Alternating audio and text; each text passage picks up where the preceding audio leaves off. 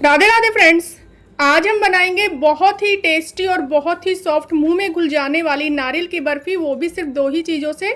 इसे बनाना इतना आसान है कि पहली बार में ही आपकी नारियल की बर्फी बिल्कुल परफेक्ट बनेगी। बिल्कुल सही मेजरमेंट के साथ बनाना बताऊंगी। इस नारियल की बर्फी को आप 15 से 20 दिन तक फ्रिज के बाहर स्टोर कर सकते हैं और फ्रिज के अंदर 2 से 3 महीने तक इसे स्टोर किया जा सकता है। इसे आप किसी भी फलाहारी व्रत में बनाकर खा सकते हैं। ये बर्फी इतनी टेस्टी लगती है कि इसे बच्चे और बड़े सभी पसंद करते हैं और इतनी ज़्यादा टेस्टी बनती है और इतनी झटपट बनकर तैयार हो जाती है कि आप इसे बार बार बनाना पसंद करेंगे। चलिए शुरू करते हैं आज की झटपट से बनने वाली और बहुत ही टेस्टी रेसिपी। नारियल की बर्फी बनाने के लिए यहाँ पर मैंने 250 ग्राम गोला ले लिया है। 2 गोले लिए हैं मैंने जो वजन में 250 ग्राम है। इन्हें मैंने पहले ही बाजार से जब मैं लेकर आई थी तो दुकानदार से पहले ही कटवा कर ले लिया था, ताकि इसके अंदर कोई भी फंगस वगैरह अगर लगी हो तो उसे हम ना लें। तो आप इसी तरीके से पहले से ही कटवा कर देख लीजिएगा, क्योंकि कभी कभी जो गोला होता है वो अंदर से ख़राब भी होता है। तो हमें क्या करना है, अब हमें इसे काट लेना है छोटे छोटे पीसेस में। देखिए इस तरीके से दबाकर हम देखते हैं तो ये बहुत ही ज़्यादा सॉफ्ट है, यानी कि हमारा जो गोला हमने लिया है वो बिल्कुल सही है। अब हमें इसे छोटे छोटे पीसेस में काट लेना है। आप चाहें तो इसे कद्दूकस भी कर सकते हैं, लेकिन मैं इसे काट कर बनाना ज़्यादा पसंद करती हूँ क्योंकि ये झटपट से बन जाती है। कद्दूकस करने में हमें टाइम लगता है। तो यहाँ पर मैंने सभी गोले को छोटे छोटे पीसेस में काट लिया है। इसे मिक्सी के जार में डाल देंगे। गोला थोड़ा ज़्यादा है तो मिक्सी के जार में डालकर इसको 2 बारी हम 2 बैचेस में पीस लेंगे। बस हमें इसको दरदरा सा पीसना है, बहुत ज़्यादा बारीक पाउडर नहीं बनाना है। तो इस तरीके से इसको दरदरा पीस लिया है मैंने। तो यहाँ पे देखिए हमने इसको पीस तो लिया है, लेकिन अब हमें इसका लेना है सही मेजरमेंट। यहाँ पर मैंने जो गोले लिए हैं वो 2 लिए हैं। अगर आपको वज़न ना पता हो, जैसे हम मार्केट से लाते हैं तो वज़न पता होता है, लेकिन घर पे जब हम चीनी का मेजरमेंट लेते हैं तो उसका हमें मेजरमेंट नहीं पता चलता है। तो यहाँ पर मैंने 250 ग्राम गोला लिया है, तो आपको चीनी जो है वो 250 ग्राम ही लेनी है। लेकिन हमें मेजरमेंट नहीं पता होता है, घर पर हमारे पास वेटिंग मशीन नहीं है, तो हम किस तरीके से लेंगे, हम एक कटोरी, कप या ग्लास सेट कर लेंगे और उसी के अकॉर्डिंग इसको जो हमने गोला कद्दूकस किया है या इसको जो मिक्सी में पीसा है इसको हम नाप लेंगे। तो यहाँ पर मैंने 2 कटोरी हो गया है, मैंने नापा है। 1 कटोरी, 2 कटोरी और ये थोड़ा सा और बचा है, तो ये लगभग 2.5 कटोरी के करीब हमारा गोला हो गया है। फ्रेंड्स वीडियो को पूरा देखिएगा, क्योंकि जिस तरीके से मैं आपको बताऊंगी उसी तरीके से सेम बनाइएगा, तो आपकी जो नारियल की बर्फी है कभी भी ख़राब नहीं होगी और झटपट बनकर तैयार हो जाएगी। वीडियो को पूरा देखने के लिए इसलिए कह रही हूँ कि कभी कभी जब हम वीडियो को आगे बढ़ा देते हैं तो कुछ स्टेप्स मिस हो जाते हैं। अगर स्टेप्स मिस हो गए तो फिर आपकी नारियल की बर्फी अच्छी नहीं बनेगी। तो यहाँ पे मैंने इसको नाप लिया है, तो अब इसे डाल देते हैं हम कढ़ाई में और इसको धीमी आंच पर 2 मिनट के लिए सेक लेंगे। आप चाहें तो यहाँ पर थोड़ा सा घी भी डाल सकते हैं, लेकिन मैंने यहाँ पे इसको बिना घी के ही सेका है।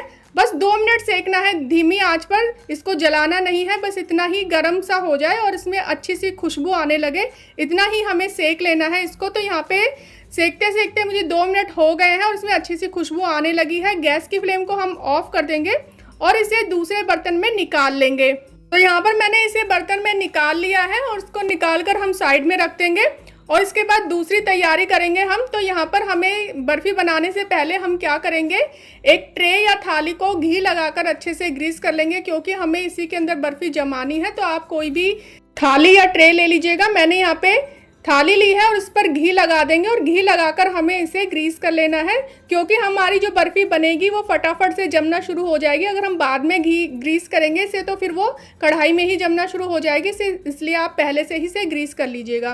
तो अब हमें चीनी का मेजरमेंट लेना है।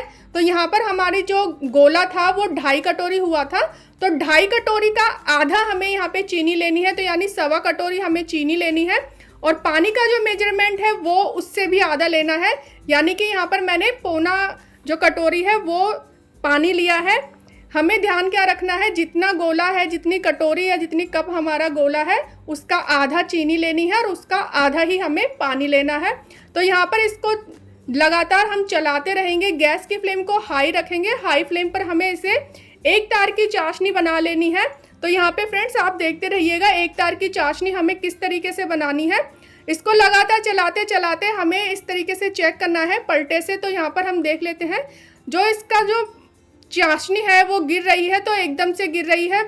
अब धीरे धीरे जब ये गिरेगी तो एक तार छोड़ते हुए गिरेगी। लास्ट आप इसकी ड्रॉप देखिएगा, बिल्कुल एक तार छोड़ते हुए ये नीचे गिरेगी।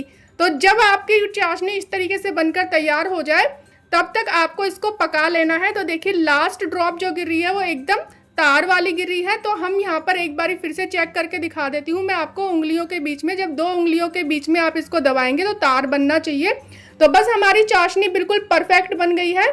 आपको 1 तार की ही बनानी है, 2 तार की चाशनी नहीं बनानी है, क्योंकि अगर आप 2 तार की चाशनी बनाएंगे तो जो बर्फी है बहुत ही टाइट हो जाएगी। हमें यहाँ पे 1 तार की ही चाशनी बनानी है। तो चाशनी बनकर तैयार है, तो हमने जो गोला पीस के रखा था वो इसमें डाल देंगे और इसको मिक्स कर लेंगे। साथ ही यहाँ पर हम 2 चीज़ें और डालेंगे जो कि डालना बिल्कुल ऑप्शनल है। आप चाहें तो डाल लीजिएगा, नहीं तो आप इसे स्किप भी कर सकते हैं। इसको एक बार अच्छे से मिक्स कर लेते हैं और उसके बाद हम इसमें डाल देंगे थोड़ी सी इलायची का पाउडर। मैंने यहाँ पे 3 से 4 इलायचियों को कूट के रख लिया था, वो इसमें डाल देंगे।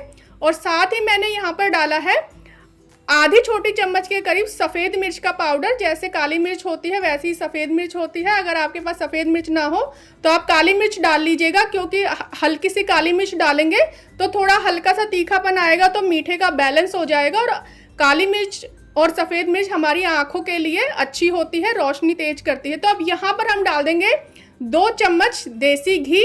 इससे क्या होगा, बर्फ़ी में एक चमक भी आएगी और खाने में ये टेस्टी भी लगेगा। घी डालना भी बिल्कुल ऑप्शनल है, मैं डालती हूँ इसलिए मैंने डाल लिया है। अगर आप नहीं पसंद करते हैं तो मत डालिएगा।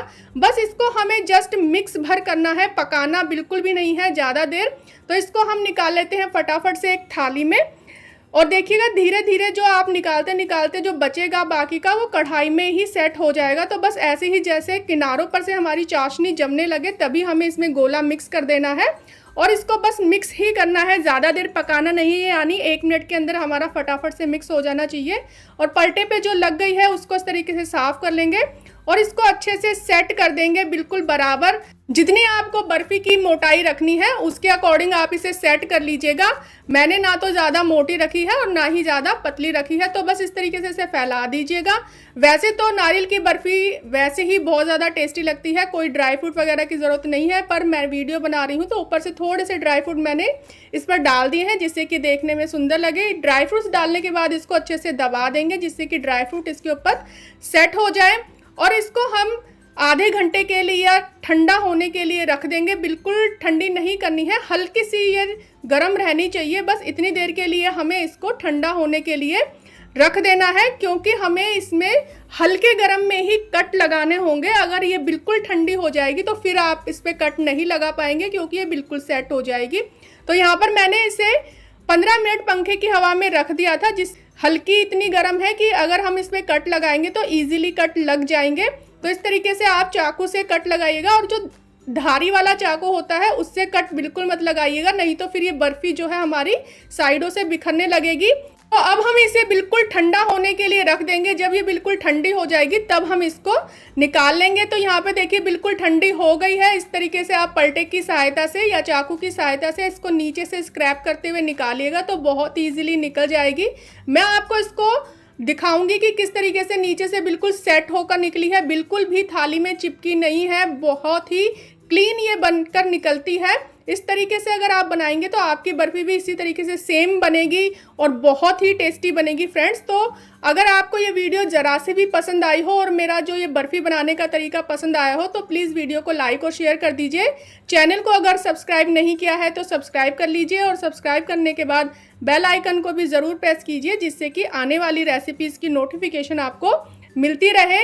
ये बर्फ़ी इतनी टेस्टी और इतनी झटपट बनकर तैयार हो जाती है कि आप इसे हर बार बनाना पसंद करेंगे। व्रत में ही नहीं, वैसे भी नॉर्मल भी आप इस बर्फ़ी को बनाना पसंद करेंगे और बच्चों को बहुत ही पसंद आती है।